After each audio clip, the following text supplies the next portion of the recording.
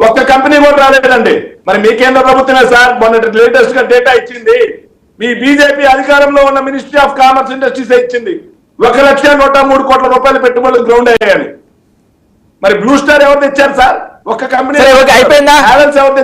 ఆయన ఒక మాట అన్నారు, మీరు ఎన్ని ఉద్యోగాలు వచ్చినాయి చెప్పి నెక్స్ట్ పాయింట్ రండి. మీరు బ్లూ స్టార్లు ఏ స్టార్లు అది సమయం లేదండి, అంత సమయం ఉండదు, అంత సమయం కష్టం. వేరే పాయింట్ లేదు. మీరు ఇప్పుడు హాట్ గా నడుస్తున్నది, ఎన్నికల సమయం ఆసన్నమైంది.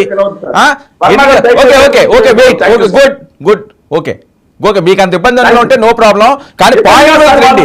ఆయన చెప్పారు, మీరు దాన్ని మాట్లాడారండి. శేఖర్ శేఖర్ శేఖర్ ఒకటి వింటున్నారు, మీరు పాపులేట్ చెప్పండి వింటున్నారా? సరే సరే ఓకే నేను చెప్పేది సరే. ఒక నిమిషం ఆవేశం తగ్గించుకుంటే ఆరోగ్యానికి మంచిది. వినండి వినండి వినండి వినండి. మీరు ఆల్రెడీ చెప్పారు 5 నిమిషాలు దాని గురించే చెప్పారు. మీరు ఇంకా బ్లూ స్టార్ల గురించి కంపెనీల గురించి మీరు మొత్తం చెప్పుకునే డిబేట్ పక్కదారి పడుతుంది, కానీ దాని వల్ల వేరే ఉపయోగకూడదు. ఆయన చెప్పారు 1-to-1 పెడదాం, 1-to-1 మనం కూర్చుందాము, అన్నిటి మీద శ్వేతపత్రం విడుదల చేద్దరు కానీ దాని మీద మాట్లాడదాం.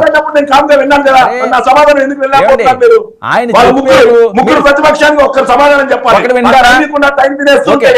ఆయన చెప్పారు కదా, ఆయన దాని సమాధానం చెప్పారు. కీర్తన గారి సమాధానం చెప్పండి, రాకేష్ సమాధానం చెప్పండి. కూర్చోండి.